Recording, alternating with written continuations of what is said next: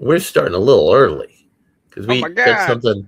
We got something meaty and tasty for the Gospel of Comics. I'm your host Larry, Joe, aka Rune Knight, also aka the Muse of Laicon.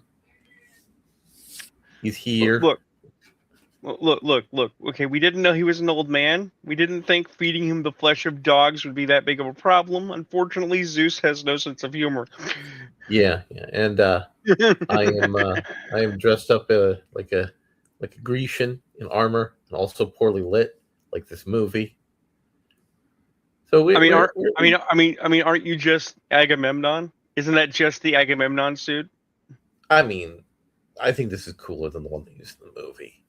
It is, but I just want to point out that like they never have him take off the helmet. He's never out of his Oh no, pseudo no, Bane, pseudo Bat suit. yeah, yeah. They They have some good AI memes of him taking it off though. takes it off. He looks like Master Blaster. I know they've had ones where he took it off and he looked like Jeffrey Epstein. That hurts me. It hurts me because it's probably funny. Yes. So we're gonna talk about Christopher Nolan's The Odyssey. And there's a lot of meaty bits and bops to take apart with this movie. But first, I Yeah, want to open up with Joe. What's your feeling about Christopher Nolan's body of work as a filmmaker? it's okay. The Like, are, he has made more films I'm not interested in more recently. Like I'm not actually that drawn to watch Oppenheimer. Tenet doesn't grab me. I actively want to avoid Inception because that's just the movie that goes and possessed people for like 2 weeks. It was obnoxious. I mean, But the anime movie that Inception was inspired by. Uh, Paprika is actually likable, but at the same time, it's like, Paprika um, is really fucking weird. yeah, it's really weird. It's also here's the thing. It's actually a good description of Nolan's work. Paprika is not that deep. Okay, Mhm. I in college I was a writing major. Writing major basically is the same as saying unemployed. Bears out to be true. But rather than just straight writing, right? The college that I went to was interdisciplinary, so it was essentially writing and philosophy, right? Which means that I read a bunch of useless French shit, and a bunch of useless German shit, and a bunch of useless shit in general, right? About how to think and what does thinking mean, okay? And you learn about things like Jungian archetypes and imagery and how the recurrent nature of mythology, right? Paprika is just the story of Cronus eating his young all Yes, over again, right? which which will become relevant when we're talking about the Odyssey in a little bit. Right. But So, the so let me give you my views on the recent Nolan filmography.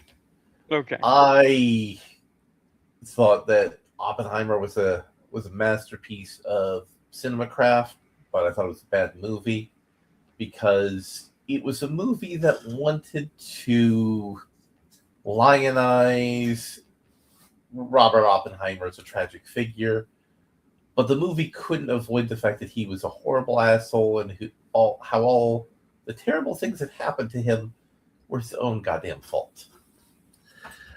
We have Tenet, which I love some of the creative aspects of it because they were trying to play around with timelines and stuff and time shenanigans, and it had some good actors in it.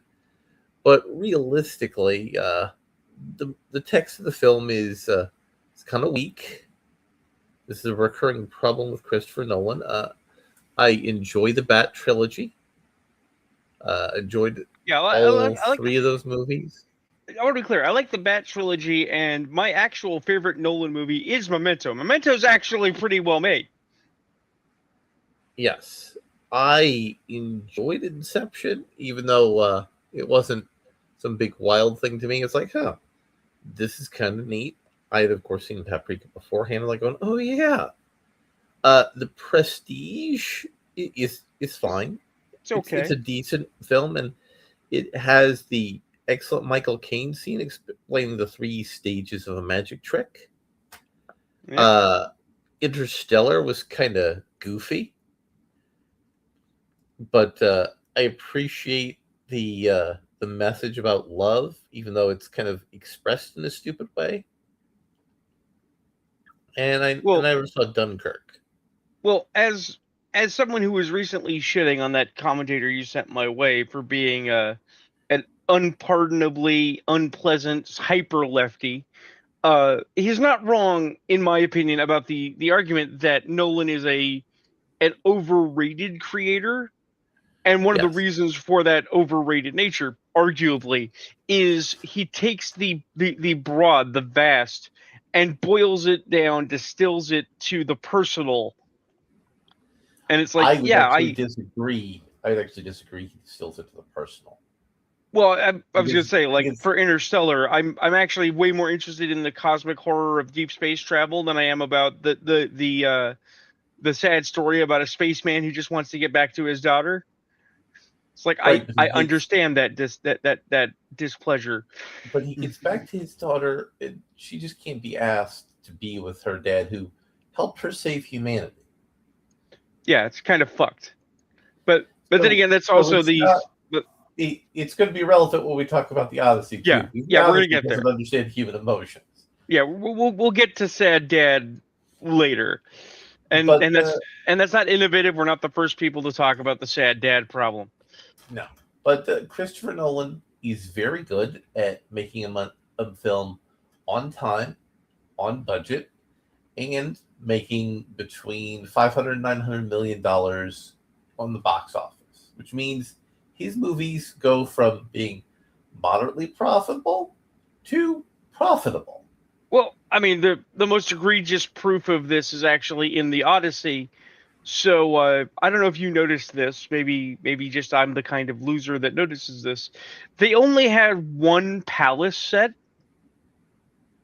Yeah, So there are essentially three palaces throughout the film. There's the Palace of Ithaca, there's the Palace in Sparta, and there's the Temple of the Oracle Athena. of Athena in the movie. And if you actually pay attention, they are. Oh, and there's of course the city sections of Troy, right? And if you pay attention, they are all form built and basically the same blank walls with the same blank material, Yeah. right? But again, Uh, he's efficient. right. Well, because the thing is, I know why they did it. It's because all they had to do then was change the furnishings internally to make a different location. But it's like, man, if you could have just hidden it a little bit better, maybe. Because one of the things that people are criticizing, one of the things we'll get into that I think is really pertinent is the movie is incredibly desaturated, right? Yeah, that's what I was about to get to next. So he's Yeah, got the highest resolution IMAX film, and he desaturated everything except the ending. made everything brown. Except the ending.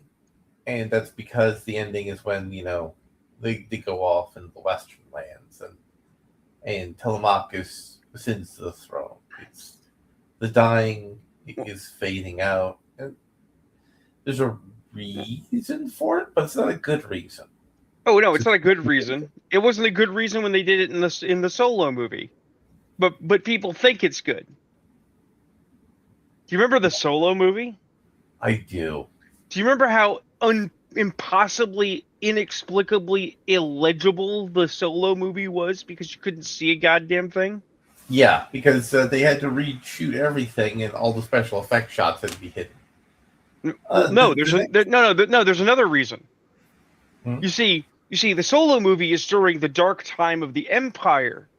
So somebody was like, it's thematically cool if we make everything dark because that's shadows. It's the dark side over everything all the time, right? So you have these scenes of extreme contrast. Everything is dark, but you have people standing next to crowded little windows where it's bright, so you can kind of see them, but everyone else is moving in blurry silhouette, right? And somebody's like, "That's smart. That's creative." So now we look at the Odyssey. Everything is washed out. Everything is fucking colorless gray slop, except once Telemachus has taken the crown and once Odysseus is headed into the west, then the sun comes out. Then it's like a new day has dawned and color has returned to the world. And you can hear in the distance the sound of a Lion King being summoned into being. Fuck that noise. But I also want to talk about the CGI because Nolan doesn't use a lot of CGI. There was one CGI that was really good. I mean, which CGI is that? Because I actually despise the CGI in this movie. Well, the CRC thing was good visually. Yeah, the shape-shifting was quite well done, actually. It was suitably horrific. But Gil and Charybdis were not good CGI. They were not. I think that the Cyclops they skint on, if you recall from another media's review, they actually show a couple of clips very shortly of the Asylum's knockoff version of the Odyssey, which is where they used AI to clearly generate direct representations of these monsters, and it's like, oh, I know exactly what this looks like. This gives me that Ray Harryhausen feels I want in my chest. Well, I mean, Nolan didn't want that kind of tone in his movie. Well, no, Nolan didn't want to do an adventure, which makes one wonder why the fuck was he doing the Odyssey, but then again, they gave him a lot of money to do it. Yeah, well, no, he came up with his take on the Odyssey, and they gave him a lot of money. Right. But we're going to get into that. One of the big problems Nolan's always criticized for is his sound mixing. And also adjacent to sound mixing is the music choices are never thematically appropriate for the film. And none of the music choices added to the film in any way, shape, or form. Or at least that's for my money. What do you think? I could barely hear it, so I barely cared. It was a lot of thrumming and a lot of tones. Yes, this is the attempt to compose something that was primitive and pre-orchestral. Well, see, here's the thing.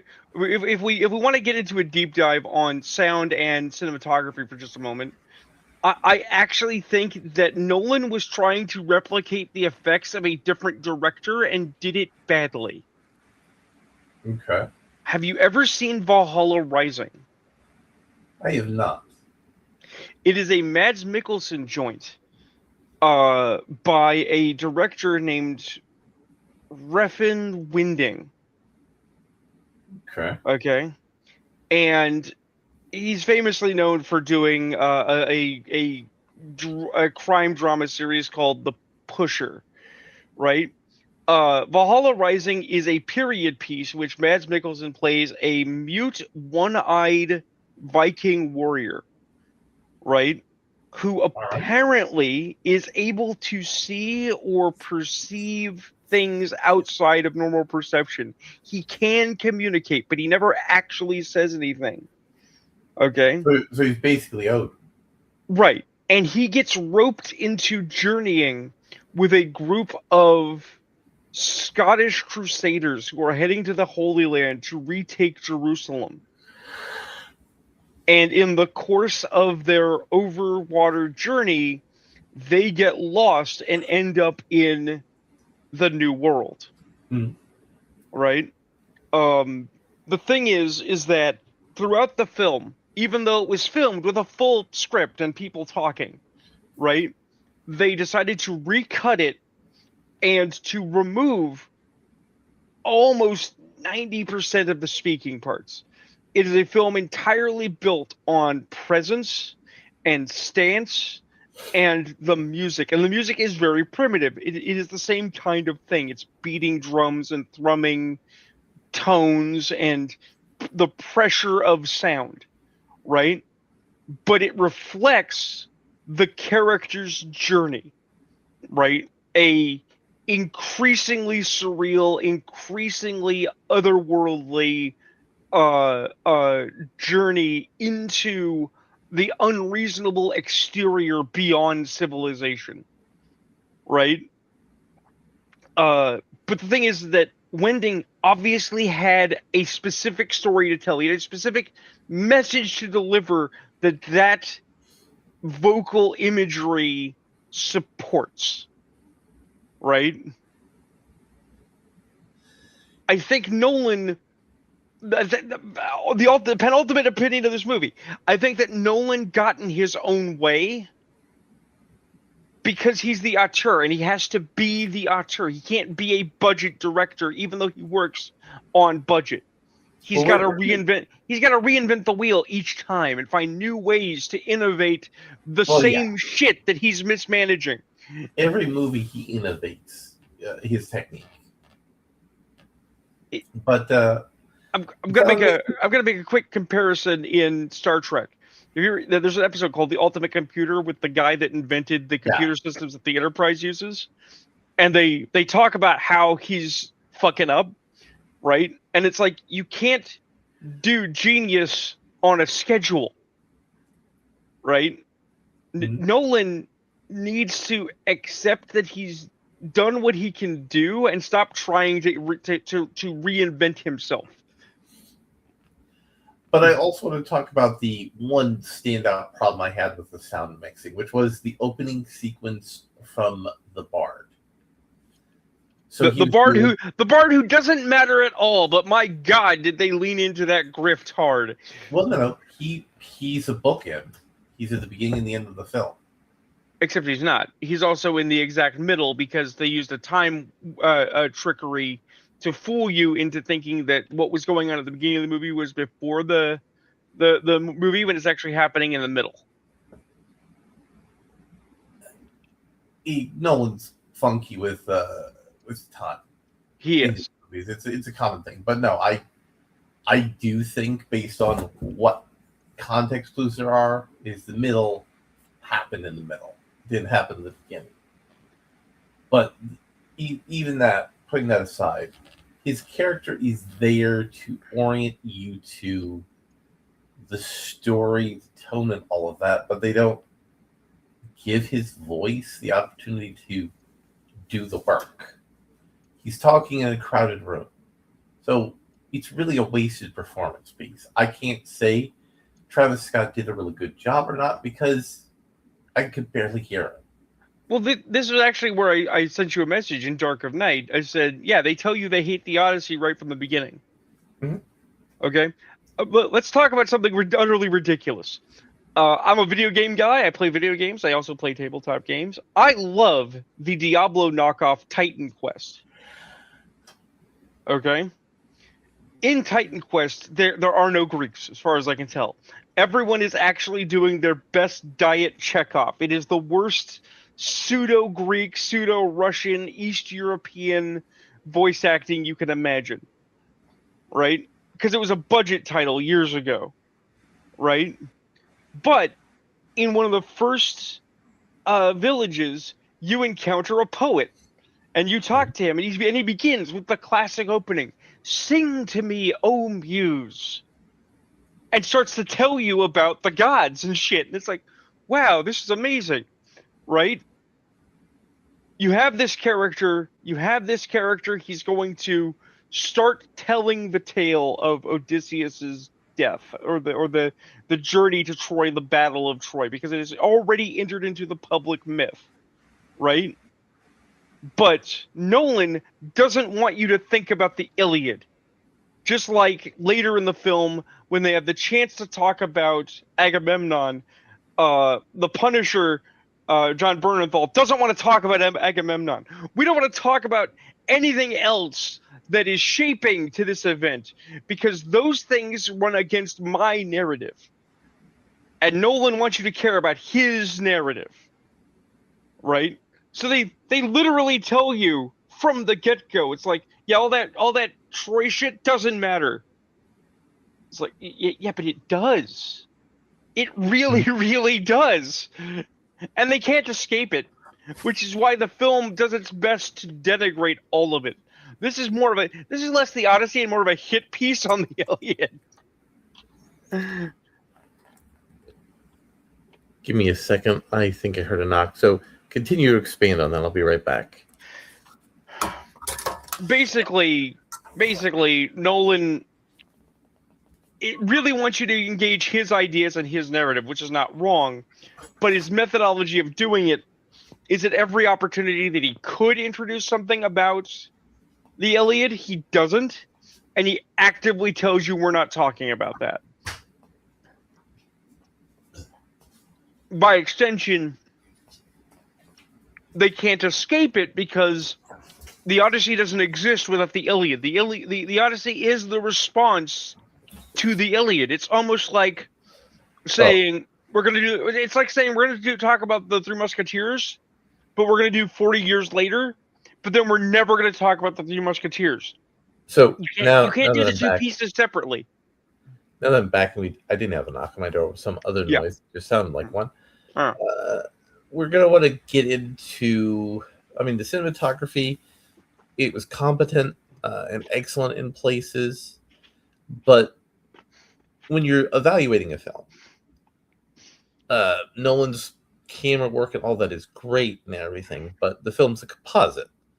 So if great visuals are applied to dog shit narrative, then it's not really a good film.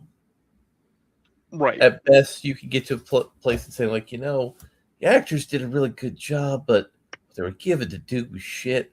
So I need to kind of equivocate and say, it was fine, or it was okay as a movie. But we're not going to let this movie off because, number one, Christopher Nolan has sold himself as the director of this era. As Steven Spielberg was once the director, it is now Christopher Nolan. Because J.J. Abrams burned his credibility for that. Because remember, Spielberg was trying to groom Abrams to be that guy. Yeah, and Abrams didn't have that talent. That's the thing. Yeah, Nolan has talent. He just applies it in really stupid ways. So, in the Dark Knight trilogy, Christopher Nolan gets into a lot of themes of Hobbes and Burke. It's all about order and civilization and how the enlightened leadership in the right place keeps back the tide of anarchy and chaos and the descent to the tyranny of violence. War of man against other man. So that theme, which we saw in the Batman movies, was also to a lesser extent in Tenet, which are, up until this point, his 4 movies that were somewhat politically oriented. It's at play in this film.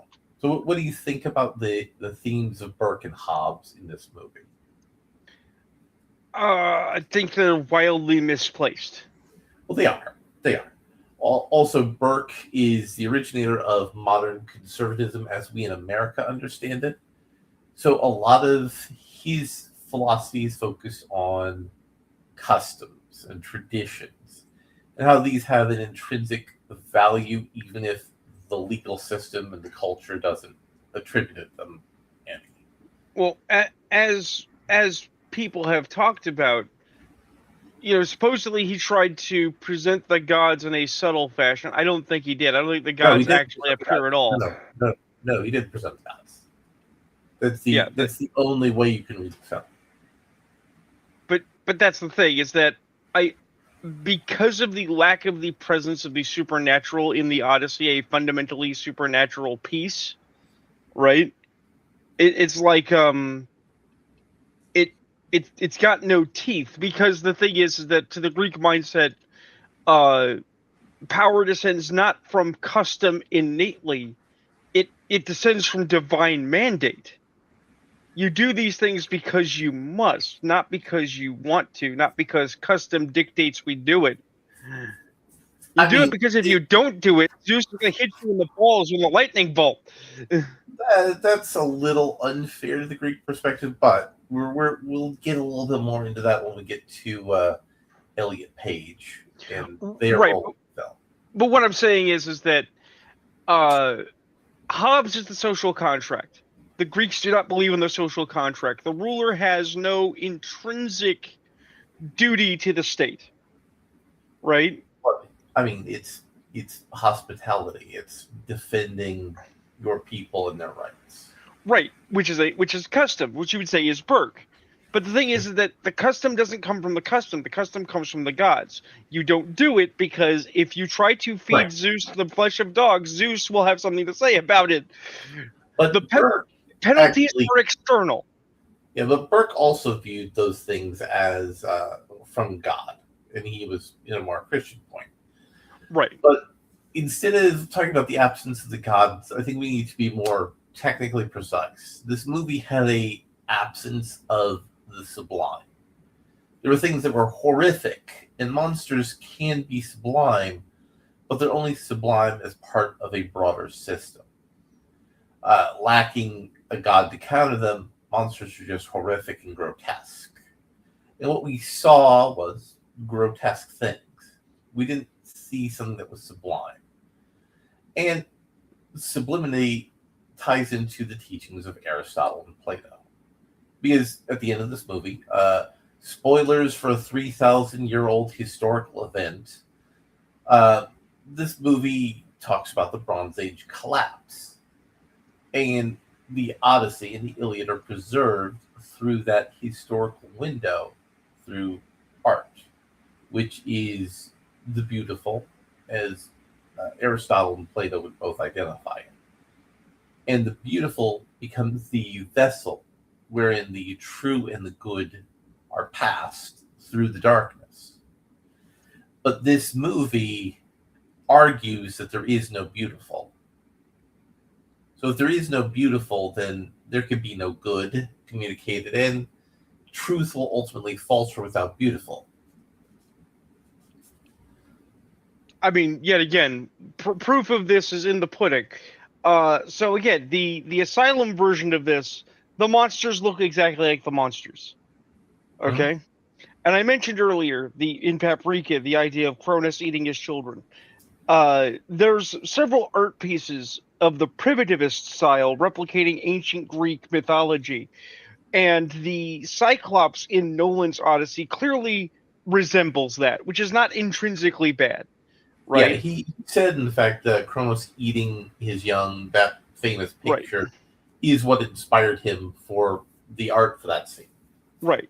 But then when we get to Celia and Charybdis, Celia is just stony fingers from the sky. Yeah, it's really badly rendered. When the description of the actual threat is a multi-headed sea serpent, it should look like a dragon, and it doesn't, right? And then we have, almost for no reason, the sailing past the sirens, right?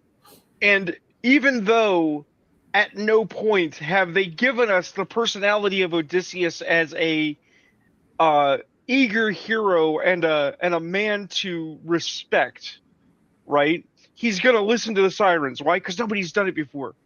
Well, this seems kind of random and out of place for such a dour, unpleasant man. Yes. Right? And then they don't show us the sirens, because the sirens are not merely beautiful vocally. They are beautiful visually, right? They are supremely seductive beings. And the mythological origin point of the sirens is sea madness. If you go on a boat for too long, you see nothing but ocean around you, you start to go a little crazy. A little bit out there. But you see what I'm putting down is that it's not just that there's no sublime, but in every opportunity where they had a chance to show the penultimate expression of something solid, they went for a more muddy, imperfect recollection. Because presumably they wanted to lean into the idea that this is just a story, everyone. This is a myth. It's also fluid and flexible. They cut out the entire purpose of Calypso from the original story. and they just Right. made him his nurse on the island of Lotus Eaters, which is not where she was. Right. And that was all But about immortality and stasis, which is key to some of the deeper themes of the Odyssey. right. And therein lies another component is what I was getting at. So you have the ship of Theseus, right?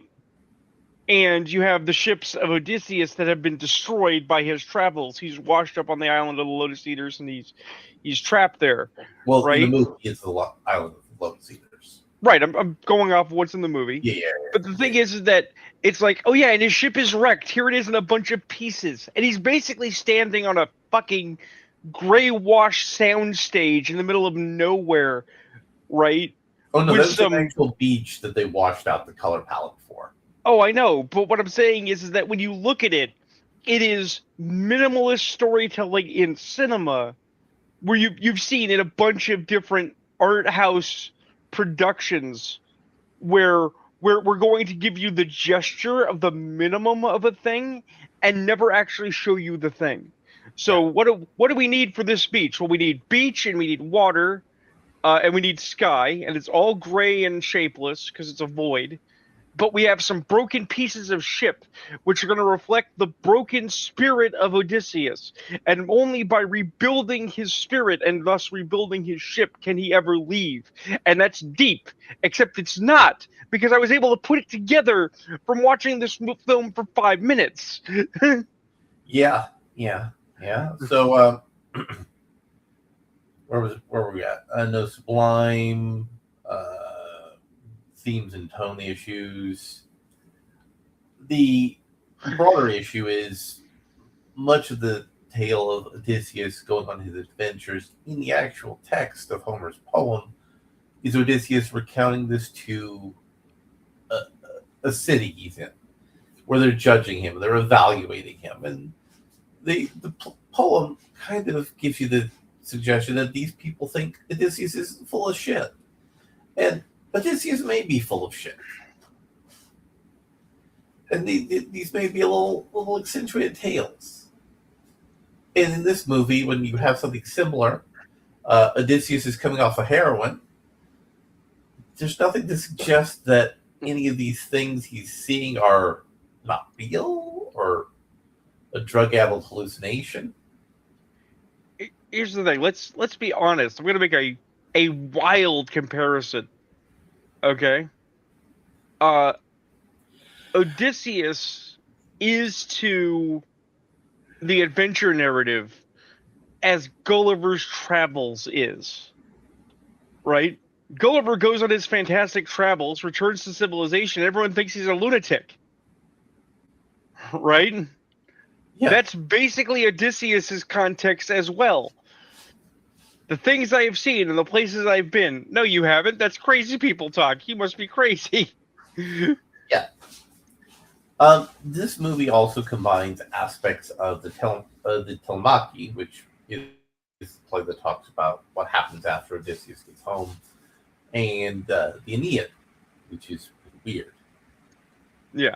And that's why we're going to now segue into the stunt casting and what casting characters in a story actually means. So let's talk about Elliot Page's character, Sina. We see them briefly in the opening sequence, getting murked by the Trojans, which is a violation of the rules of war decorum, from the way we understand it in the text of Homer's novel. And they're lying to preserve the horse and the going into the war. And how old was Sinan in the flashback? From your take on that, on the movie, Like less than 5 minutes. no, how old was Sinan, the character in the flashback, the little boy? Oh God. Would you say like 8, 6, Yeah. 7? Yeah. So you cast a trans person to play 16, 17, 18 years old. Does Elliot Page's voice register like it should be a boy of that age? Elliot Page doesn't even register as someone who should be on that battlefield, let alone their voice, which does not sound young enough for what it's supposed to be. Because Elliot Page is way older than that, which is a Here's the thing. problem. Here's the thing. In the lead up to this film, I saw clips that people were making, and I discarded most of them because they were obviously AI generated and they were trying to shit talk Elliot Page. But apparently, that first scene running on the beach to meet the Trojan Oh yeah, envoy approaching is real, oh right? yeah. And Elliot has body coordination issues. more importantly, Elliot has the skinniest frame in that bulky fucking armor. And Elliot also did a whole bunch of lifting to get fit enough to play that character. I don't believe it. I mean, I know they did. I know they did some stuff in front of a camera, right? But the fact of the matter is like no, bullshit. Okay, they try to infer that Odysseus kind of protected Sinon because he felt responsible for him going back to the lottery. But the fact of the matter is I don't care how protected that kid was, he did not survive 10 years fighting in Troy. Right. Holy shit. But then we get to see Elliot Page brought back from Hades drinking some sacrificial blood. And they say, oh, well, they gave a haunted performance. Well, I think Elliot Page's performance is what any moderately competent actor would have done in that situation with the script. Because Sinon feeling, betrayed that they had to lie and die, and they could have been trusted. It's like, well, yeah, but that's not how the military works. You need to absolutely sell it. And the only way you could absolutely sell it is if you don't know what the actual truth is. And even a little boy in a soldier uniform would know that. So the entire emotional energy of sad boy Odysseus is based in Sinon. So you can't believe the voice, you can't believe the physical appearance, and their emotions are incontinent and not appropriate for a man. I don't mean that in a sexist way. I mean that in a way that men express themselves in societies historically. It's not just inappropriate for a man; it's inappropriate for that society.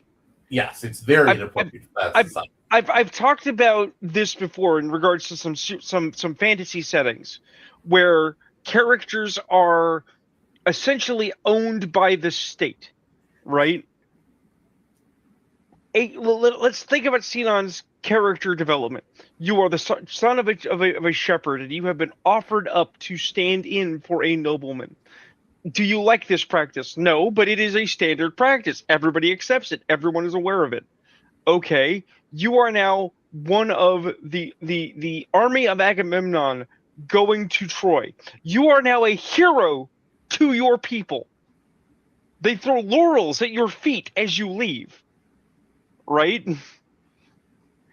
You then sail for God knows how many months, presumably learning and training how to actually fight so you won't die in the first day, in the first 5 minutes, because you are a sheep herd who doesn't know how to wield a sword, right? You are fodder for the mill, right? And then you spend 10 years and survive fighting with these men, living with these men, drinking with these men, choking with these men. This is your family, right? And one of your fathers, essentially, from your city state comes to you and says, Sinon, my son, I need you to sell the bit, or all of our efforts here will be lost. Right? Of course he said yes. And then he died. Right? Now, if you want to posit that when he got to the underworld and discovered that there was no reward, right? No gentility, no glory in it, because he's just one of an endless army of formless, shapeless ghosts waiting in the underworld for the end of time. Sure, he can be a little bitter about that. That makes sense, but that's not because you betrayed me. That's because the dead have nothing here to be happy about. Because the underworld kind of sucks. But none of it should have been unexpected, right? If anything, as we see through the Anabasis, through the Aeneid, through the Odyssey, and the Iliad, among the Greeks, to give one's life up for your city-state was seen as the highest honor one could provide. Right? Mm-hmm. So, it's sin on in name only. Yes, but the point is his guilt about Sinon is necessary for Odysseus' plot. So Sinon's not a small boy the way it's portrayed on the screen. And it doesn't act like a man or like a warrior would. So you can't feel that emotional connection. And it doesn't work. Then we get to Tom Holland, who is 30 years old, playing someone who's supposed to be 15 or 16 years old. And that doesn't work. It doesn't work, but I do want to give him credit. He is doing the best with what he's got, and what he's got ain't much. Right. And again, this is another core pillar of Odysseus's emotional engine in the story. So if I can't get into Tom Holland in that position because he's not cast correctly, none of the rest of the movie works.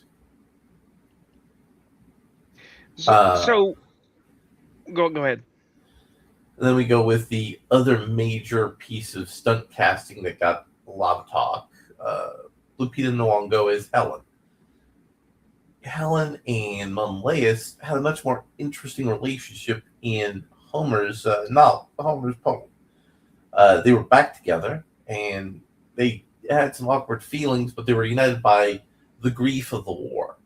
Menelaus over all the people that he lost, including his brother, and he would give up 2/3 of his treasure if he could just have those people back. And Helen over the fact that her actions led to thousands of people dying, Troy being burned, and the only person she could connect with is Menelaus. Which, oddly enough, is in the movie. Like, they touch on it, but then they don't. Again, they don't go the full bit. But in the movie, she's scarred, so there implies violence, and she's kind of a heartbeat to him in the movie. Right. So it's subversive to what's in the original text, and the original text is a meditation on what war actually does to people. And Nolan does not embrace that because he's viewing incivility as the kernel error, the fatal flaw that destroys social order. Well, one of the things that we talk about on this show all the time, right, is the misattribution of strength, right? We have to have strong women. Strong women have to be stoic, and stoic women have to be mean-spirited, like men. Yes. Right? Yes. If we actually look at the Odyssey and we look at what's being said here, okay? Helen cucked Menelaus for Paris. Yes, especially considering that there's no gods here. Right. So this was not decided by Aphrodite's meddling. Right. She just ran off with a hot boy. Right, but let's be clear. This means that they don't. She either didn't like him, right, or they're not happy together because, from a certain perspective, she has humiliated him publicly in front of all Greeks. That was the entire pretext for the war, right? Is I'm going to go back and get my wife with my brother's army. Well, they actually undermine that, but that's less important to what I'm just saying. Stay there for a minute, right? So now we think about it 10 years on. Hundreds of thousands of Greeks have died, never to be reborn. A generation is gone, right? Yes. A city-state utterly destroyed, never to be raised again, right? And supporting to Nolan's arguments that he's trying to put forward, men were made godless beasts. Temples were defiled. Okay? There was plague, there was inequity, there was violence. It was awful. Okay?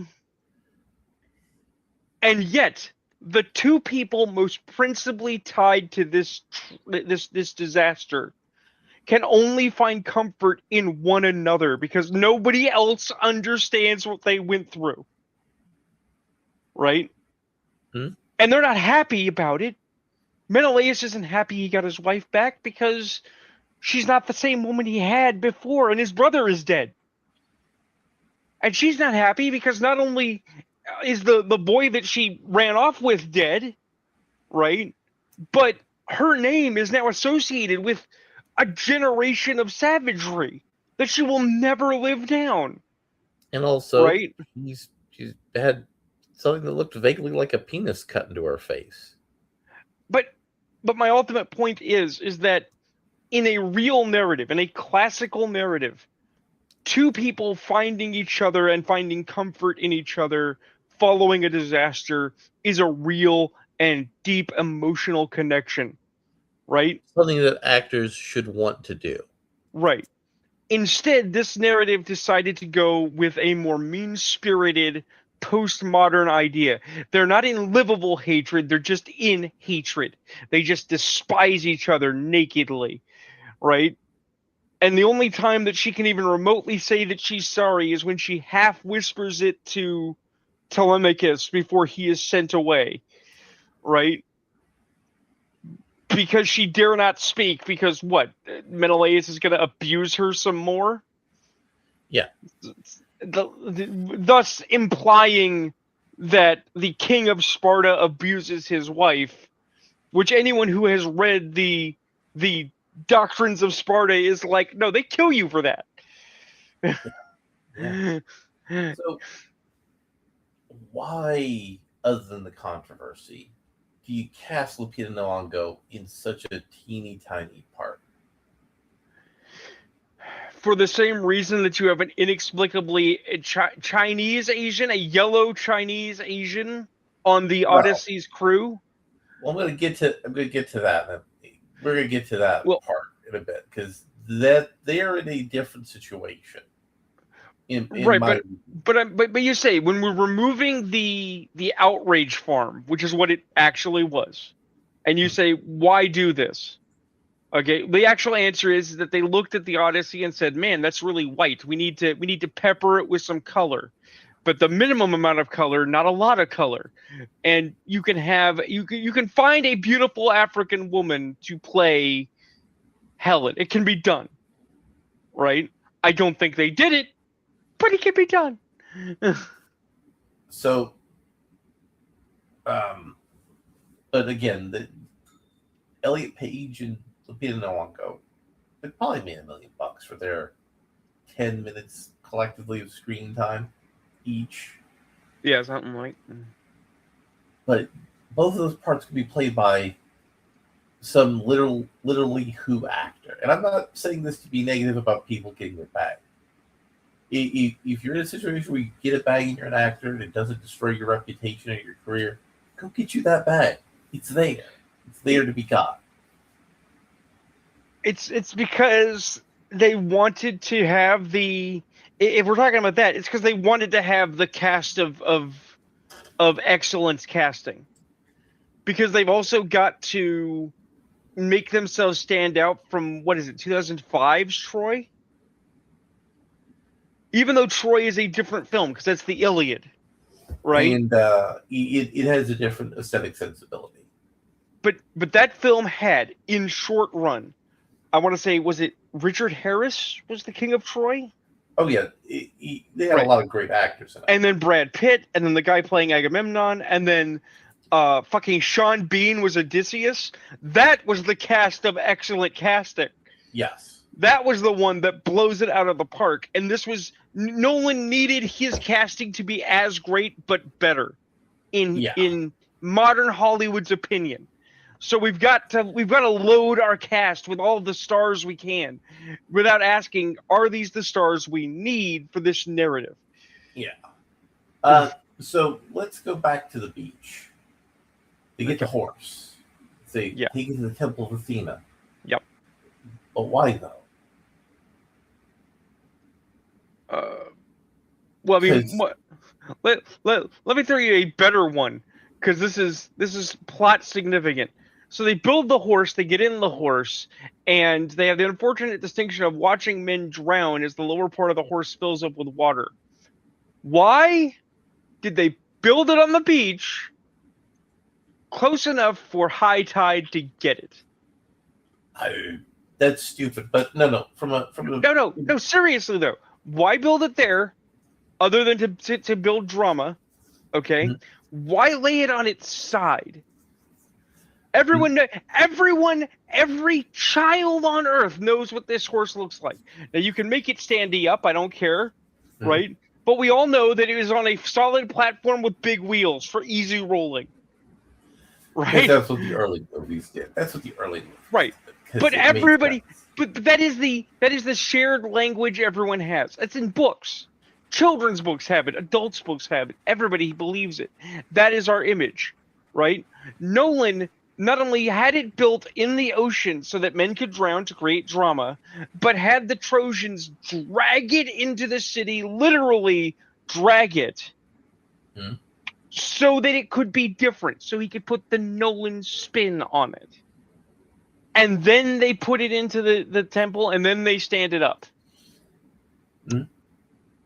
For some reason.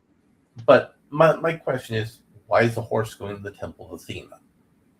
Because Athena is not a goddess of horses. You know who is a god of horses? Poseidon, who besets the Greeks. You know who else is a god who likes horses? I mean, lots of gods like horses. Apollo. Apollo, who was offended during the Trojan War. And, look, it's taken to the Temple of Apollo. So the movie uses the wait a minute. You just hit on something. Isn't Apollo also the principal god of Troy? I think he was their patron god, if I recall. Right. So if I am an Athenian king who is presenting a ruse where we're all going to leave, right? And I leave a horse, is that not then basically me saying Troy has not only bested us, but they proved the superiority of their god, and we honor your god with this icon of his imagery? So yeah, you take it to the Temple of Apollo. Yeah, and that thematically works better, and Poseidon works better. Because remember, when you say that Apollo was offended during the war, he wasn't just offended during the war. He was offended by Achilles, a demigod, who died for his inequity. Yep. But that doesn't necessarily. That's not even restorative. That's at least. Well, I'm not super angry now. Right. So we have this, and also there's two tensions, because Athena is not a goddess of war, precisely, and Ares is not a god of war, precisely. Right. Athena is the goddess of using intellect to defend your home, your civilization, through strategy, through arete, through menace. That's Athena. And Ares is the personification of libidinous violence applied to the use of civilization. So you don't see Ares the god, but we see, as Nolan is putting it in the film, the concept of Ares the god unbound from civilization. So Nolan pays almost no attention to the Greek religion, but if he did, his themes would actually resonate better. Right. So after the fall of Troy, and we're gonna circle back to that because that's important to the saga. Odysseus and Agamemnon split up. Now, in the movie, you don't really see why. You don't really understand why in that initial scene. I mean, unless you read a 3,000-year-old poem, and you realize he didn't like that asshole, but he was forced to work with him because that asshole threatened to murder his family. Right. Which again fuels the motivation. But the movie wants it to be basically that it's kind of like Me Alive, what they portrayed of the Trojans after they got on the horse and they opened up the city gates. Would you say that's kind of like a Me Alive like sequence? I mean, I didn't see that deeply, but I could see that argument. What I want to postulate is that this is where we start really getting into the idea. We like to throw this term around, but we rarely define it. It just comes up all the time of postmodern interpretations, right? As stated, Ares is the god of libidinous warfare, and that is seen as universally bad. Nobody has a problem with that because we all agree that the savagery of warfare is wrong, right? But then, by extension, you said, well, Athena is not really a war goddess in practice because she's a representation of using cunning and wisdom to protect your homeland. She's the defensive god, right? But I mean, cunning's also offensive. Right, but specifically when digging into the Nolan experience, right? Part of what he's trying to propose is that the fact that Odysseus is this great liar is one of his undermining elements. Okay? But anyone who's familiar with the classical world and the ancient world knows that being a trickster and being able to fool someone was not a crime. It's not like the Romans where bearing false witness could have you be stoned. If you trick someone because they're stupid enough to fall for it, because you're smart enough to play your cards right, that's respectable. You won, right? For instance, the famous story that Nolan said he just couldn't make work of the Cyclops and Odysseus, where Odysseus says he's nobody. Nobody. Right. Yeah. The trick wasn't the crime. The blinding the Cyclops wasn't the crime. Getting caught was the crime. Because that's how the Greeks viewed it. Yeah. If he had successfully pulled off the nobody trick and nobody had caught on to him, he would have been perfectly clean. He would have been innocent. And Poseidon would have no casus belli to torture him. But he was still mad at the Achaeans in general. He was less mad at Odysseus specifically. Right. So we have them separating. And there's a scene where they go to an island, which is actually one of the islands they adventured in. And in Nolan's thing, they're burning down a city. And they're saying, hey, everybody, we're the Greeks, which is ironic because the actor they're talking to is a Greek. The two people from Odysseus' team who are talking to him are not Greek. It's a weird thing. And Nolan talks about how, dignity and caring for the guest and the stranger is the key to civilization. So this movie wants to be about, migrants and how wars cause, migration patterns and things, but it unintentionally validates the right-wing message a little bit. It's like, hey, we don't look like you, but we're like you. This is our homeland now. It's a weird, and the casting does not serve his principles. I mean, he wants to be lefty. He wants to be lefty, but he doesn't want to commit to being lefty. He wants to be moderate, but he doesn't want to commit to being moderate. I mean, we yet again have that ongoing boggle where uh,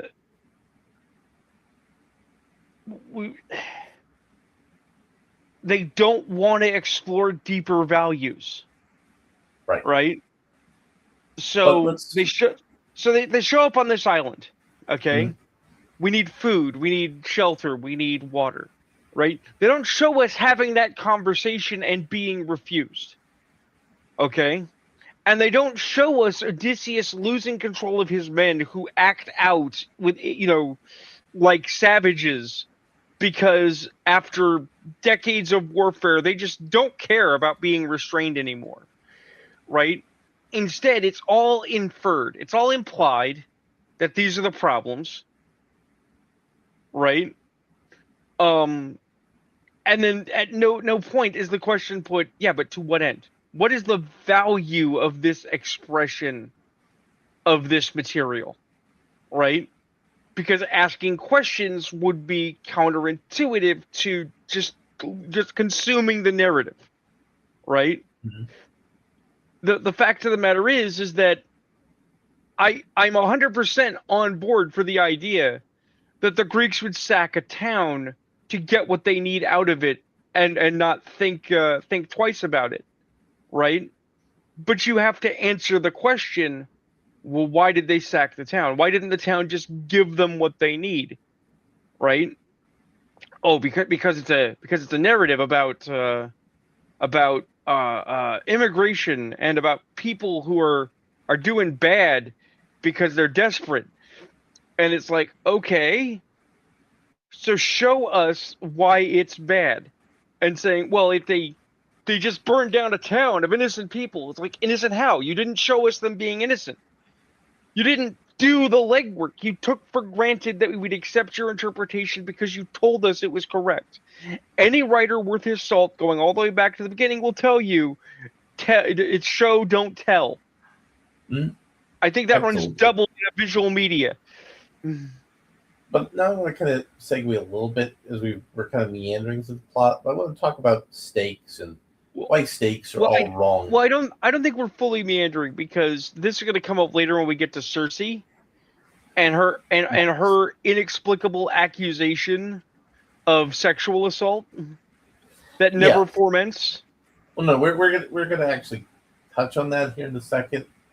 But because when I'm talking about the stakes, Odysseus Yeah. has a crew of guys, but you don't really feel any emotions for them getting killed in a Monty Python escapade until the very end. And Right. that's only because the characters who made it to the very end, they've had enough exchanges with Odysseus that you have actual emotional weight to the characters. These Right. feel like fully formed people.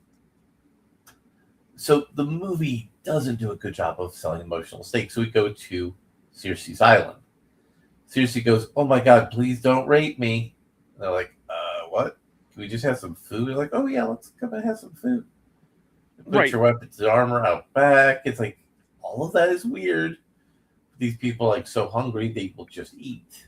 Even though, there's the sea peoples that they talk about, which we'll get into more about when we're talking about stakes, because the sea peoples are actually a deep problem with this narrative of the film.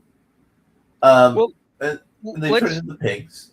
let's not overlap this. Let's be very clear. So rather than search the island and simply take food that he has found, you have Odysseus hunting for food, because Odysseus is presented as a hunter. Okay, fine, he's providing for himself, although he's providing for his men, right? They find this woman's house and they're looking around for her. She sees them. The first thing she does is scream. Then she runs. A guy chases her down and says, hey, we're not going to hurt you. And she's like, I'll do anything you want. Just please don't hurt me. It's like, we're not going to hurt you. And she's like, I'll suck your dick. And he's like, we're not going to hurt you. Right? And she's like, what do you want? It's like, food. Do you have food? Oh, yes, I have food. Cool, thanks. And then they all sit down and they're all having a meal and they are all, in fact, observing propriety. And she turns them into pigs. And when Odysseus calls her on it and goes, "What the fuck, lady?" Right? She's like, "They would have forced themselves on me." It's like, but they didn't. But they would have. But they didn't. Because they didn't. Because they were so hungry and they were Yes. so destitute that they had no compulsion to take their time with her. They were more interested in the food she had. And the reason I want to go through this scene very specifically is that there's a dude who's literally taking off his armor and shit in the back, and he looks around and sees the endless mountain of gear on the island, and it never occurs to him to go, that's not right. They showed it to us. She has done this multiple times. Cersei is as close to the Odyssey as getting of having an actual villainess. She's not some Yes. innocent. But then, She's an evil witch. yes, full stop. She's an evil witch. But the movie's like, yeah, she's really sad, so we'll just forgive her and move on. And but why though? The movie doesn't really engage with that moral quality or moral question. So again, you can't even take that level of stakes of the story seriously. Well, it's because they also don't want to admit to the other thing. You know why Cersei wanted Odysseus to stay, right?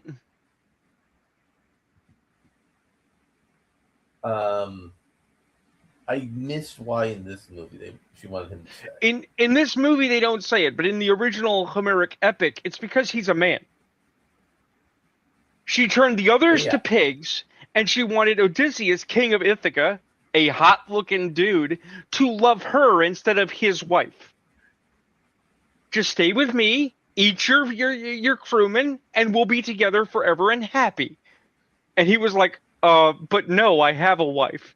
And she's like, but your wife can't give you any of the things that I can give you, and she doesn't have all the knowledge that I have. And he's like, yeah, but I have a wife.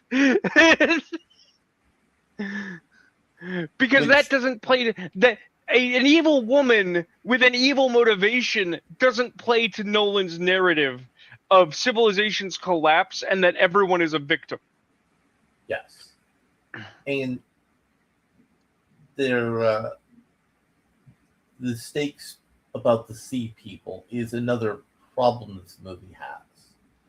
So the sea people were a nomadic group that emerged during the Bronze Age collapse, which this does at least take place in. The sea peoples came out 27 years before the oldest date that historians estimate for the Trojan Wars of Homer. Right. So Matt Damon says, we are actually the sea peoples. But no, you're not. Sea peoples were very specific groups from specific places, and the Egyptians actually cataloged them. There are probably some more sea peoples, but the Egyptians cataloged them. And it's, again, no one puts this idea out there, but he doesn't give the idea enough weight to breathe, like any of the other stakes. Well, this one, oddly enough, isn't even Nolan's fault. This anachronism is, again, shared linguistic. Oh God, we've lost a Larry. Oh no. Well, hopefully he'll return. I was going to say for the people watching at home, this isn't even Nolan's fault because in the shared language, we all believe that the ancient world was primitive, therefore primitive equals stupid, which you will see time and time again. It's not, but people think it is. So yeah. Yeah. Let's see. Since I'm here now, I guess I will we'll see about putting on something interesting.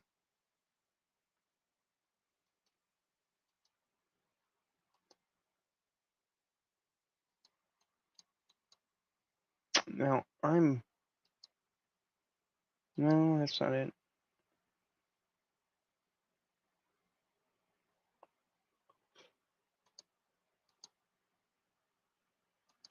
Trying to figure out how to Swap screens. I've never done that before because I'm a genius. I'm an expert.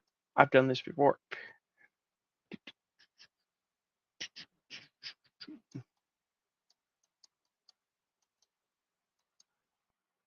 Maybe we can't. Wait a minute. Maybe. No, it doesn't. Do. We're professionals here, kids.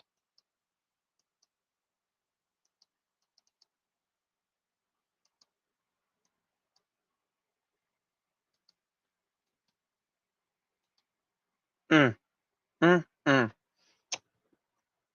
Yep, I don't know how to do that. I can't throw up my my game of Civilization for everybody to watch. Hmm.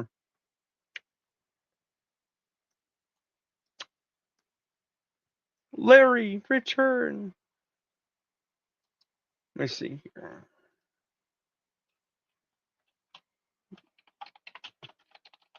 We shall await his return. And supposedly, oh, there we go. Sorry about that. I had a little weird hiccup. Well, yeah.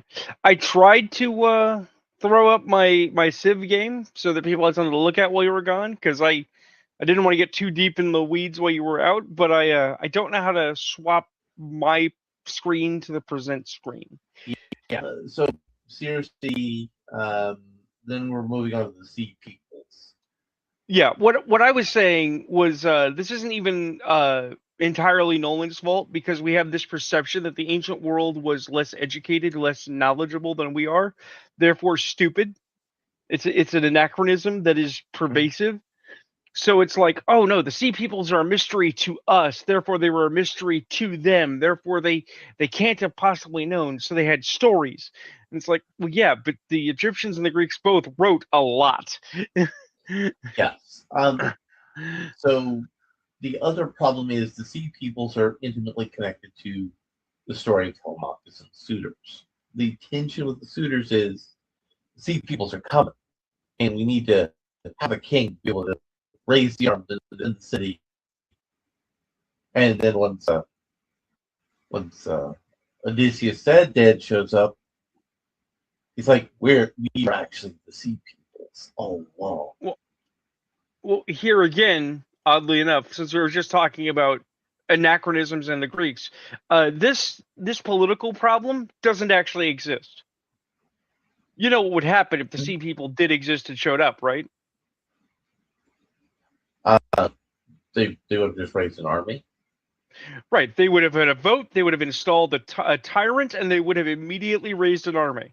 And if somebody said, but what about King Odysseus? It's like, King Odysseus isn't here, the tyrant of Ithaca is, and he will make us victory. And if he does, he might just replace the king unilaterally.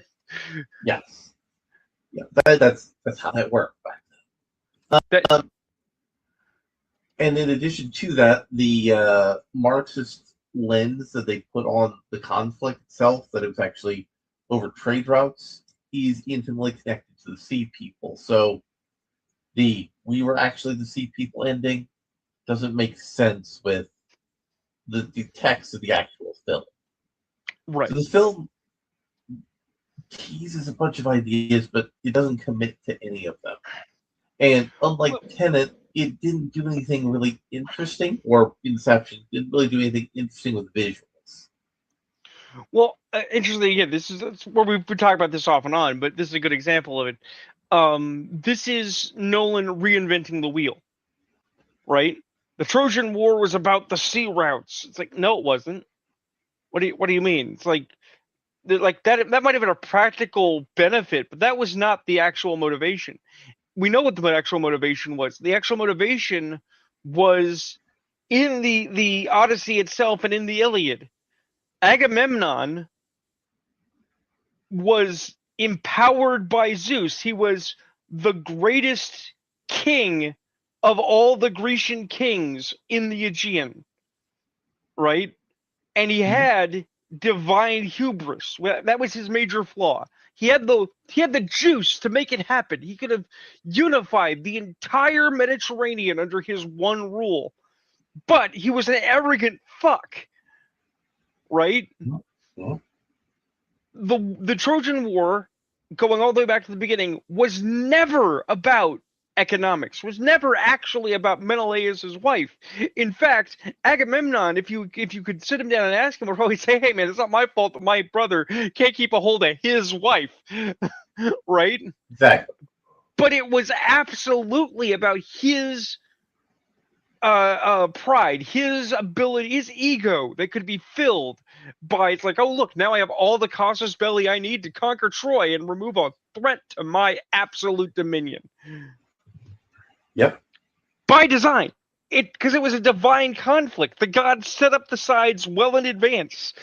It's like, for us it was a war. For the gods it was 40K. So, we have Matt Damon recounting his saga while he's coming off of heroin on the island with Calypso.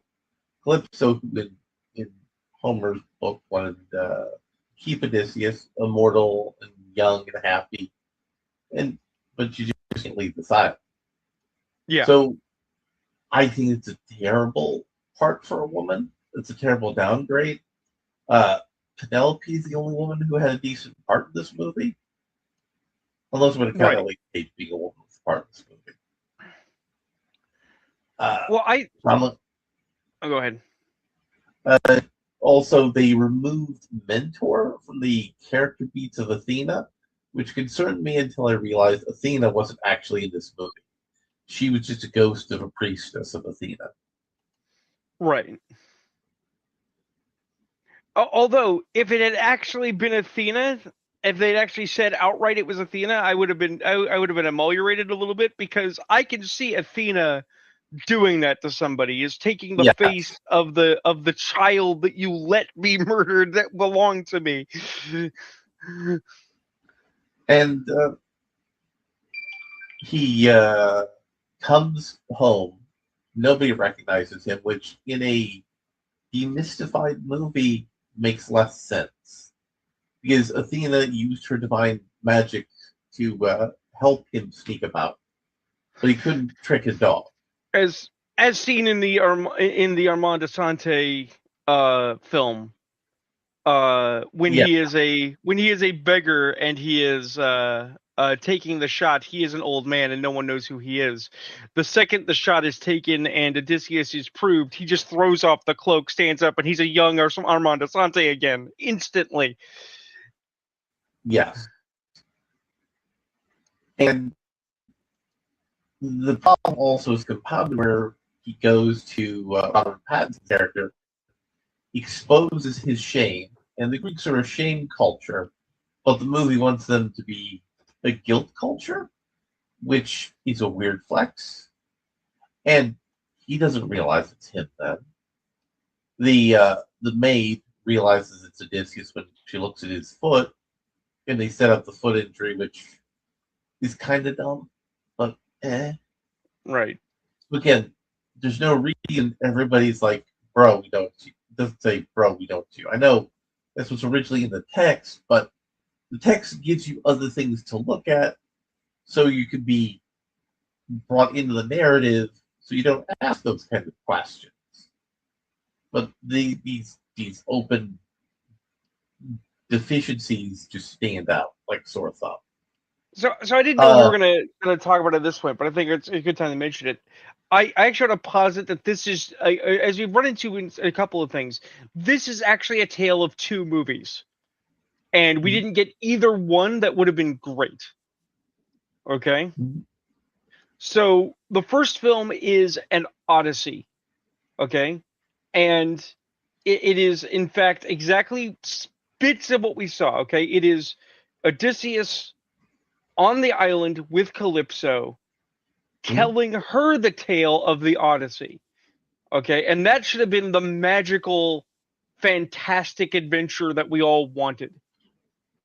And that would have been a good story, right?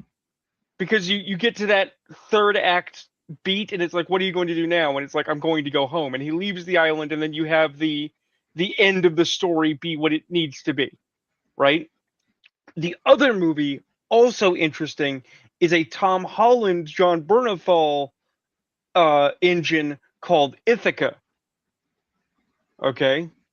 and it is a film about the rest of the Odyssey while Odysseus isn't there, right?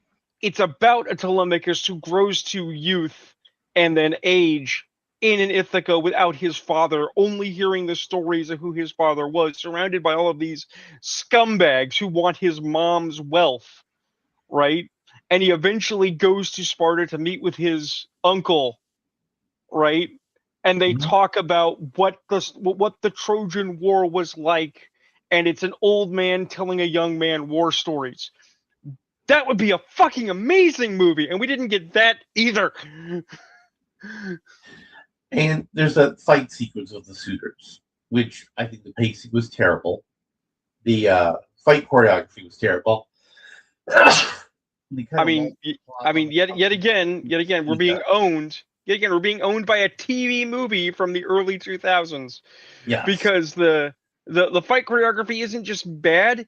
The fight itself is blurry and non-distinct because they don't want you to realize that this is half a set and they've only got like 20 guys. And then they open up a hole in the ceiling and throw stuff down. Why is that adding to the story? It just seems silly. Well, the one dude hid all the weapons in the storeroom, so they had to have a guy get out and get to the storeroom to get the weapons, and then basically kick a hole into the floor so they could throw the weapons down, so there could be an escalating level of threat, so that Tom Holland could save Odysseus, right? Because it's about violating taboos, and basically Odysseus takes it on the hit because he's going to go to the West anyway, that he broke the taboos and not Telemachus. So Telemachus's rule is based in a lie. Which goes to Plato, of course, but that's how Xenia works as a principle. Right. So it's Xenia. Because here's the thing. Here's the thing. Multiple times, these guests actually betray Xenia in a way that people aren't aware of, right? First they say they're eating us. That's one we're aware of. That's explicit on the gate. Okay, you're breaking up a little, but what was that? First of all, they say explicitly they're eating out of house and home. Right. But then, that's explicit. But what I was getting at is that they're trying to present that the suitors are getting more bold as the decades stretch on, right? They disrespect the lady of the house. They disrespect her man, the blind John Leguizamo. They disrespect the dog, which is household property, right? They take multiple advantages as though they already possess the home, right? And it's like, while I understand the idea they keep trying to put down that Tom Holland is too young to successfully fight these men off, right? At the same time, he's well within his rights to tell multiple of them, leave this house and do not return. He's also well within his right to go to his uncle Menelaus and say, hey, listen, but can I borrow a couple of soldiers? Yeah, could I borrow 10 Spartans to keep security at my father's house? Well, no. He's under rights by the principles of traditions to physically throw these people out. Right. And throw them out of the gates of the city of Ithaca, beyond the shores of the island. He is well within his right to do that. And in the horse text, while that was true, so we didn't have to worry about that. We focused on an adventure story about a group of men struggling against all odds to get home. Right. So the movie didn't understand its own stakes. It didn't want to do things sublime. It didn't want to honor the virtues like Cleos of the Greeks. You're breaking up real bad here, Laryl. Do we need to reconnect or something? Give me a second. I was having that same breakup real bad. That's why I dropped and fell. Let me let me try to reconnect and talk about that comic book you read while I'm trying to reconnect. Okay. Sure. Chris Nolan doesn't want you to hear the truth, guys. This is Hollywood interfering with us.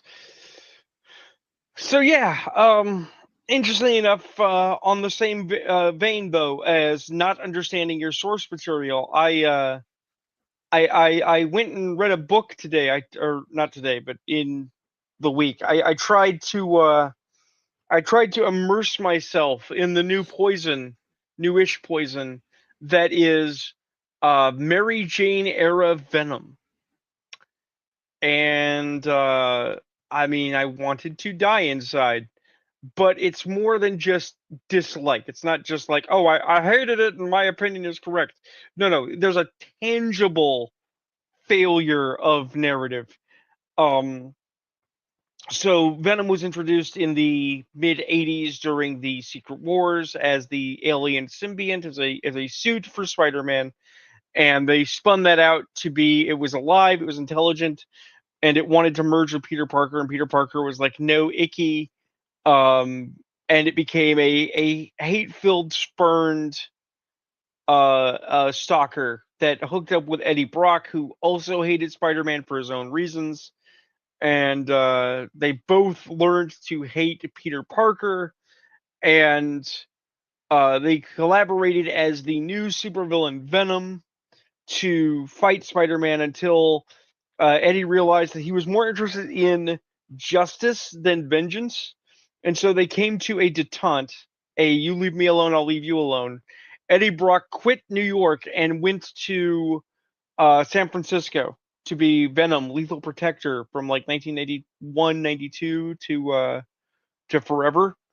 But and there were different runs, there were different stories like Venom, The Hunger, uh, Venom Madness. There was one that was basically The Thing, but with Venom.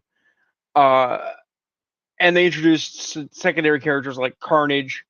But at some point, some genius whose name I do not know started trying to consolidate Venom stories, and they started at first by stripping out Eddie Brock, having him try to retire, get cancer, and die. And instead of dying, he got saddled with the anti-venom symbiote, which is a venom symbiote, but it's white and it damages symbiotes due to plot devisium from Mr. Negative.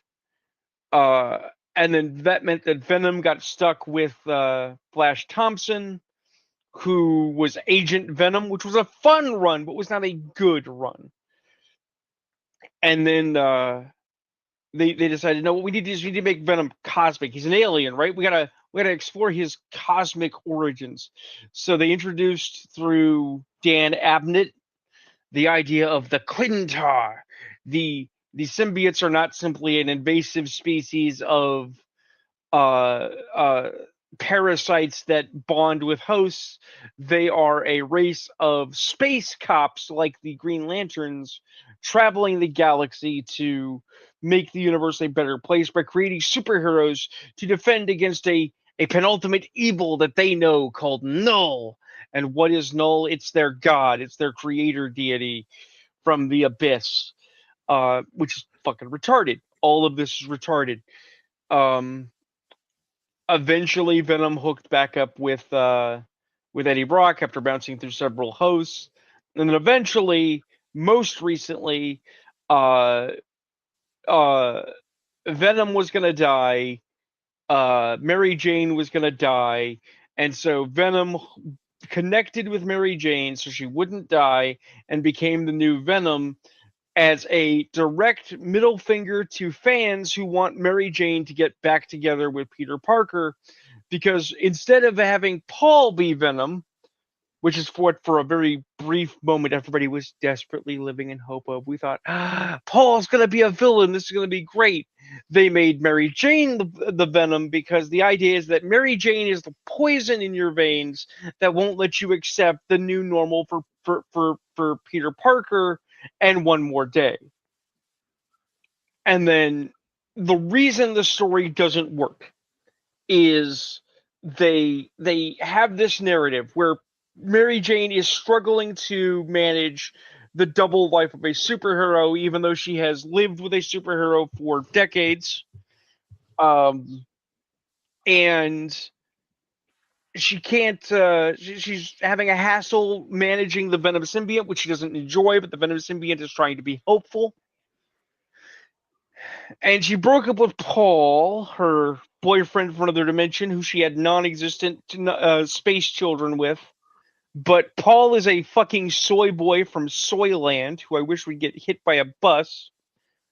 And then we have uh, Dylan, Eddie Brock's son, who somehow has ended up living with Mary Jane and Paul because he needs to be cared for because Eddie Brock can't do it because Eddie Brock is kind of a lunatic. But this just means that Dylan gets to be a little shit. He's the equivalent of Bart Simpson. But what's the actual plot of this couple of comics that I read? Well, it's Mary Jane fighting AIM and Madame Mask, which are like D-tier villains. These aren't even her villains. And what's the primary story? Well, the primary story isn't about Mary Jane. It's about Luke Cage, who has become the mayor of New York. So former criminal Luke Cage is now, and former superhero is now the mayor of New York, following former criminal Wilson Fisk having been the mayor. So again, we're just purporting that criminals run New York. And the government wants to give Otto Octavius the keys to the kingdom, because that worked so well when they gave those to Norman Osborn, to hunt symbiotes, which Luke Cage is okay with because he doesn't like symbiotes, but he is not okay with Doc Ock doing it. Not that we have any understanding why Luke Cage doesn't like symbiotes. It's just a unilateral, somehow strong black man is uncertain of symbiotes. And it's a really pedestrian, uninteresting Spider-Man book. But Mary Jane being Spider-Man badly. So I'm back. It seems like my connection welcome is back. restored. Excellent. So we were talking about Xenia. They also went to violate the temple of Zeus. But it's like you said, the men had become animals in the story. Right. And the solution is, well, fuck it, we're just going to end society and start over. But Christopher Nolan had this movie called Interstellar where humanity was about to be extinguished by, plants and everything dying off, and the world got restored by love. And there's a movie where Christopher Nolan had a nihilist terrorist try to get one boat full of people to blow up another boat full of people, and didn't do that. So that's the part that's disheartening to me also about this movie is Christopher Nolan given up on people? Is that what this movie is trying to say? No, I think that the last beat of Odysseus traveling into the West is doing a lot of work. Because they want you to believe, right, that Odysseus traveling to the West is not just him honoring the dead, and not just he and Penelope sailing off to find love and love each other again forever, right? But is the sacrifice that needed to be made for civilization to pull through. Telemachus' rule, based on a lie, will be free of Odysseus' mistakes because Odysseus took the hit. That's the idea. The problem is that's the idea. That is a lame fucking idea. And they executed terribly. Well, in part because I actually want to know, is sailing into the West a component of the original at all? No. Right. He does go off and sail off to have more adventures, but right. But my question is, how is this not then just the end of the Lord of the Rings? We're gonna go off into the West and be with the elves. What elves? The elves. And also the West is where certain Muslim religious teachers taught that paradise was. So it's an old meme, but it checks out. Yeah, but I'm saying even it is an old meme, it's a poorly used meme here. Yeah.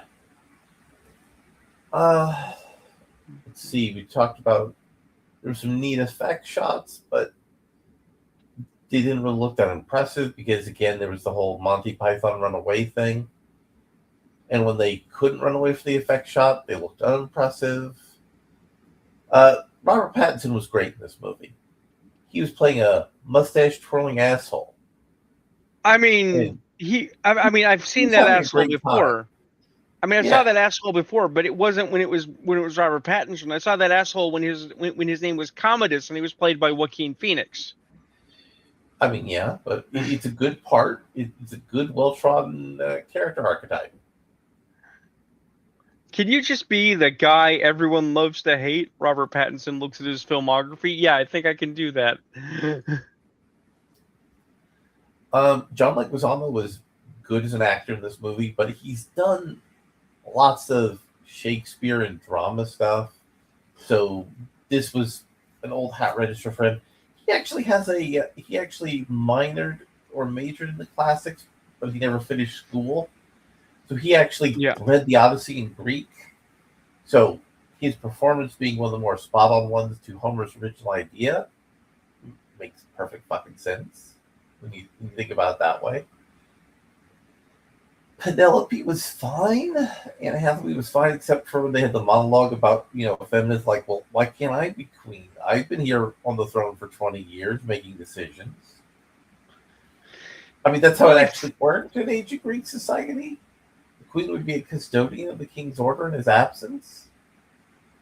Well, that's the thing. Is that, again, they almost did it right, and you almost feel for them in doing it. Right? Because Tom Holland is trying to posit very correctly that she should give up the throne and let him take it, and then he can take the wheel, right? And you theoretically want to back him, right?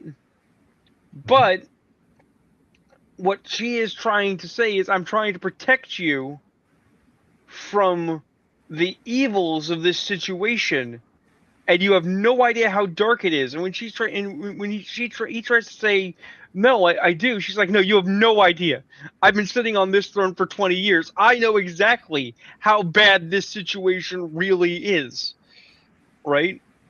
That's actually a pretty solid characterization, but is instead made out, as you say, like a more traditional feminist. Why? Oh, if but I was a man, I could be king. It's like, okay.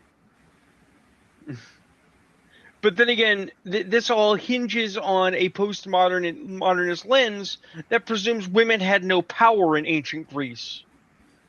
Right? Which isn't true. Postmodernists are really upset at the number of examples of pre-Christian societies where women and men had different powers but still shared power. The idea of the collaboration of the sexes runs counter to their preferred narrative. Also, early Christianity was dominated by female power. And then it went away, and then it came back, then it went away again, then it came back again. Oh, I mean, don't tell us that things are cyclical and change over time, Larry. I don't think people can handle it. Yeah. Also, there was a temple of Zeus with a statue of Hera in it. So the set designer was not really paying attention. And I mean, again, he wasn't required to be accurate. Yeah. So this is different than something like Animal Farm when we were talking about bad movies. Because I watched Animal Farm. And what I think happened, I think Andy Serkis and Seth Rogen and some other people made some of an Animal Farm movie. I think they made the stuff that was all the tech bro stuff. And I think Angel Studios, when they came in, said, well, we have to add this stuff about, animals struggling with communism and, trying to make things work and blah, blah, blah. And that's why it felt like two movies that got mashed together.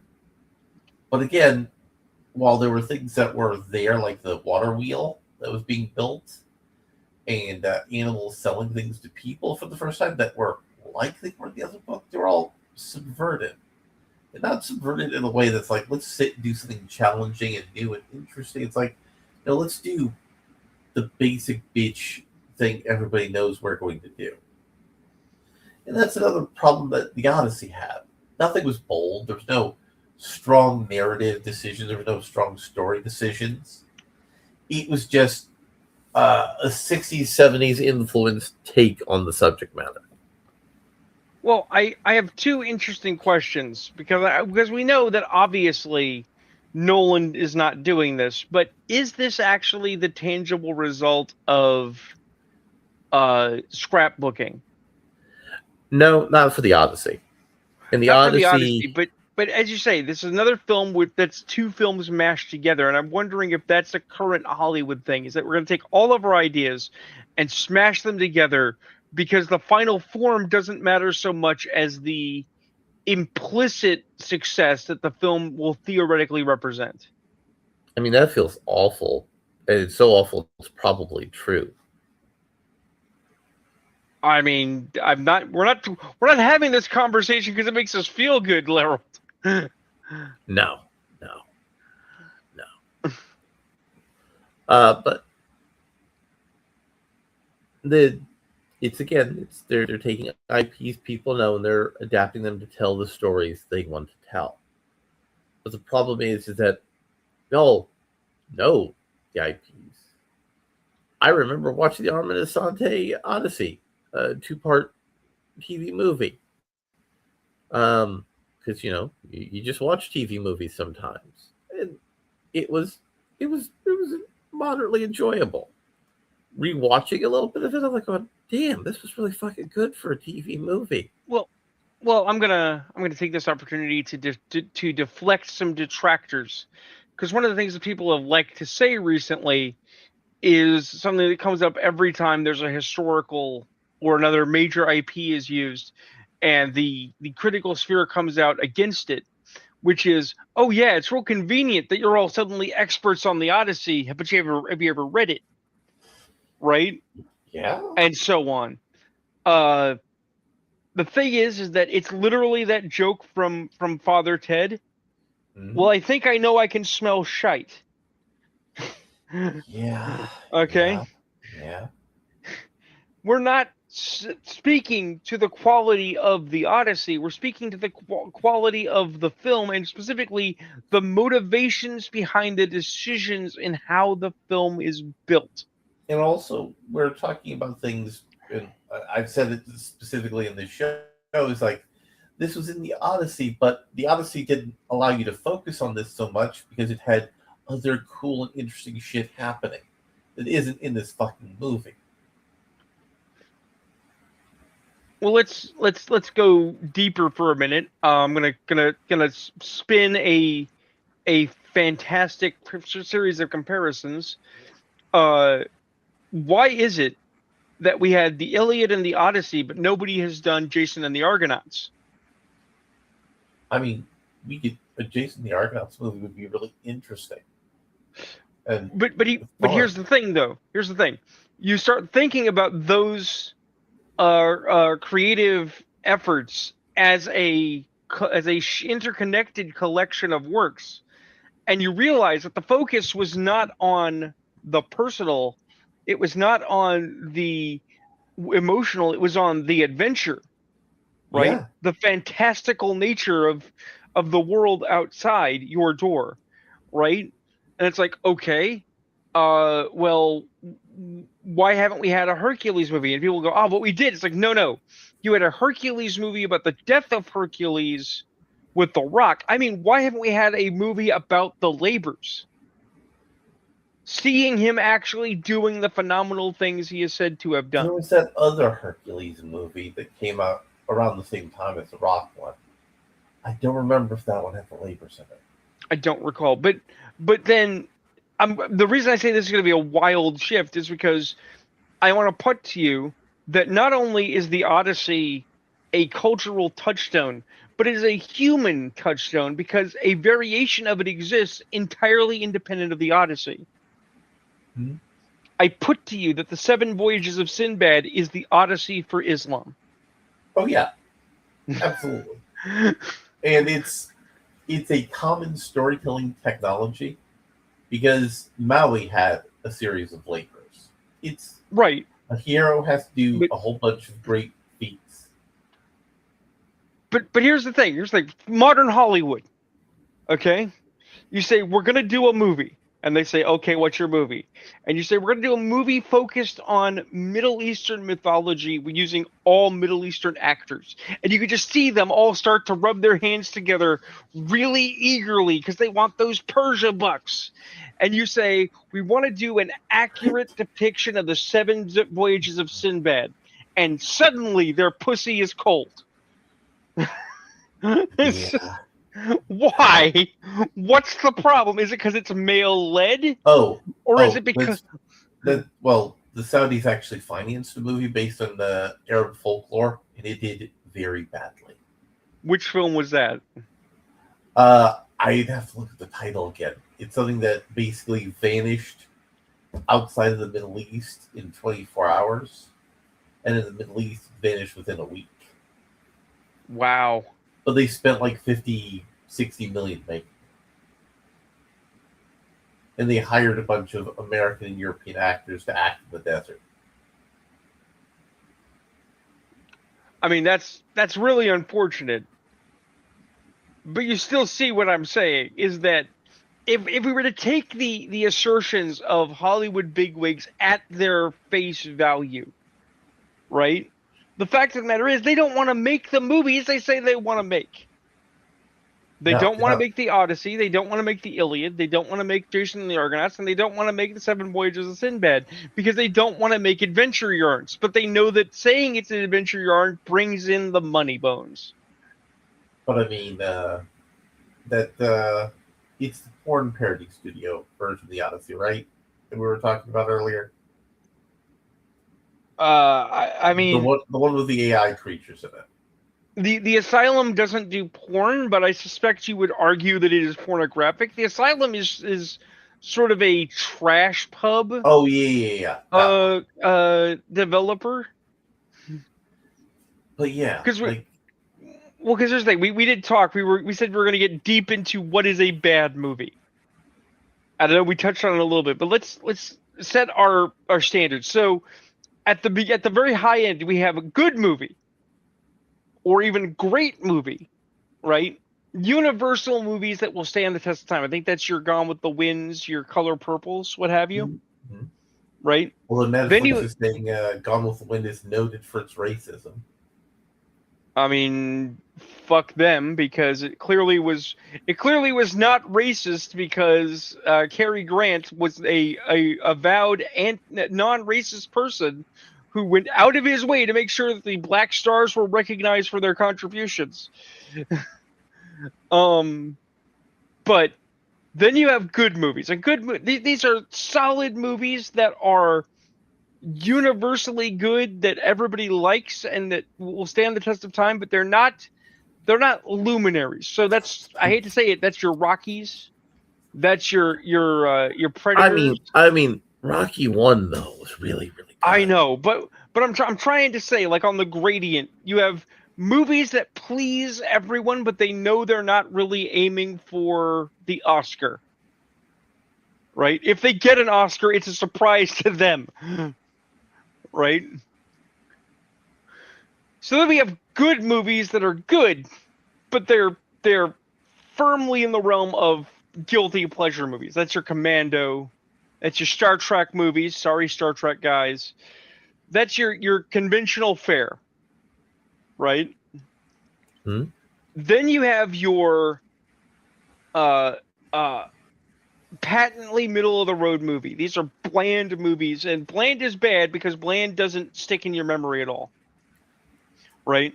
When we were talking the other week about X-Men 97, and we weren't sure if we were talking about it, and I said I didn't recall if I had seen it, It's because I actively didn't recall I had seen it. I tried to watch the episode and I went, oh yeah, no, I did watch this. But it passed my memory so quickly because it's utterly uninteresting. Right?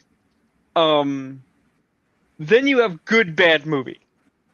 And a good bad movie is a movie that is objectively pretty trash. We know it's bad.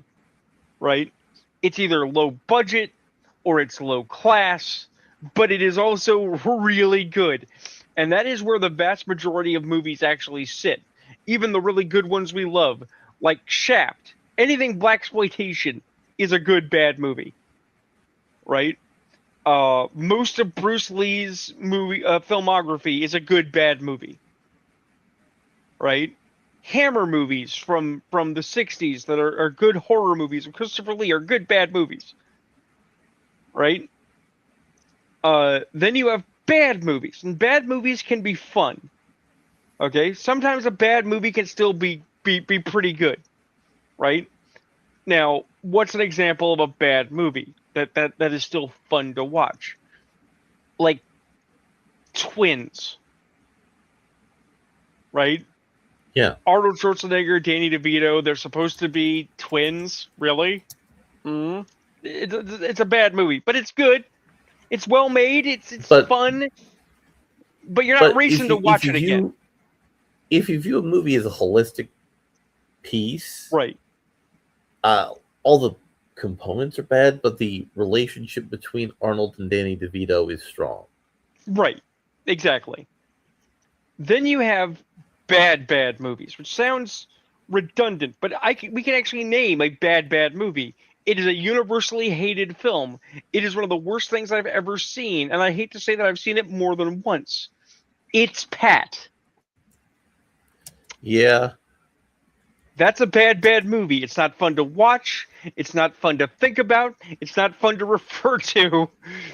When we need to say what's a bad movie, we can hold it up and universally say, this is a bad movie no one likes. Right? Yeah. And then you have trash.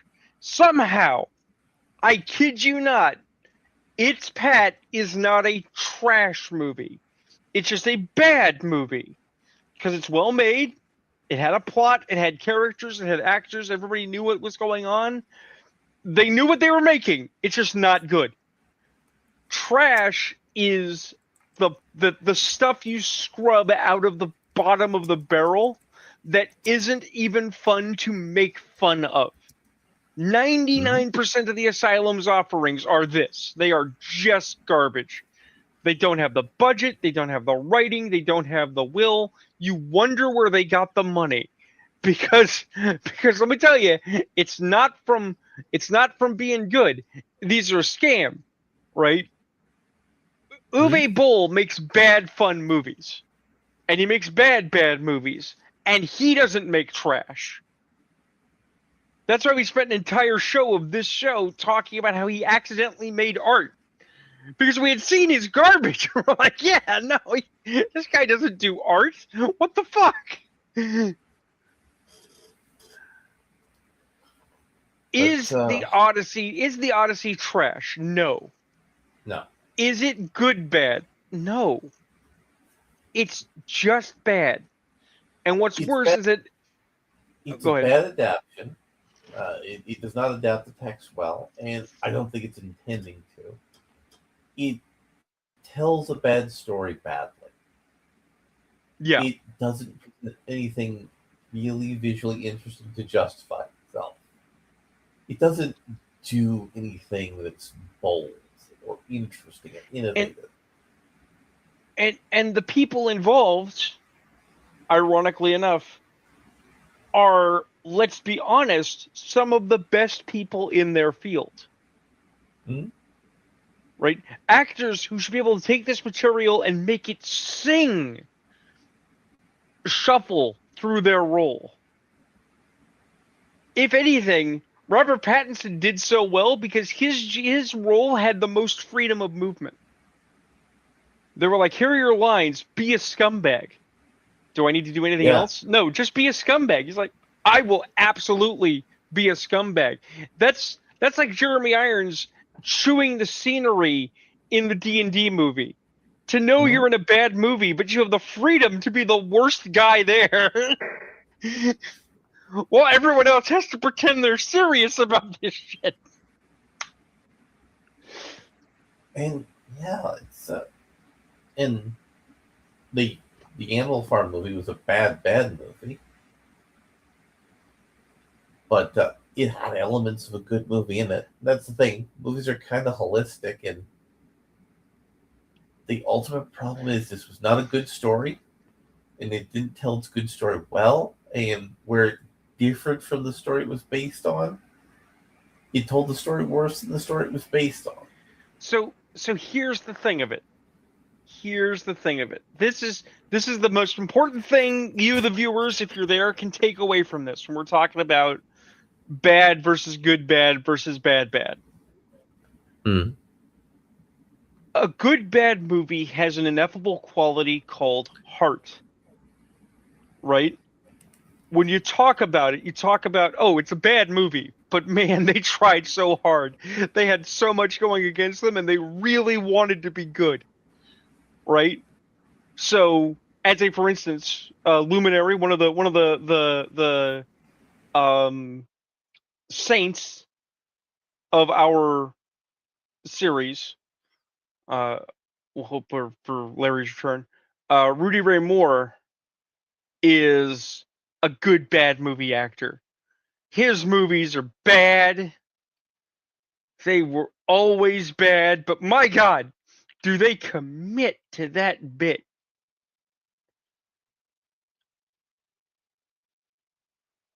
And then you have bad movies where they're putting the moves, but they don't care, and it shows. They don't feel anything. They understand they're getting paid either way. Right? A good bad movie is a movie that tries really hard, be it in cinematography and FX, where everything is bad. The story is bad, the characters are bad, the personalities are bad, but the visuals are great. Or the visuals are bad, but the characterization is great. Or the characters and the visuals are great, but the budget's not there to really bring it home. That's a good bad movie. You could take this Odyssey with the exact same actors, with the exact same visuals, and if you just tightened up the story and leaned into it, and you scrubbed out the kludge and you made us believe what was going on, it would be either a good bad movie or it would be a great movie. As it is a bland fucking movie. The blanderest. I suspect when Larry returns from his exile, as things are breaking up, we will probably call it because it's about 3 minutes till the end of show. As is our way. Really, the Nolan chuds don't want us talking about this movie, apparently. Apparently, we're just not cool. Okay, so Welcome back. after the third or fourth crash I've had tonight, I'm gonna I figured that was the case. I'm gonna call it. So good night, everybody. Good night, everybody. I don't know what's Don't worry, going on. don't worry, my man. I got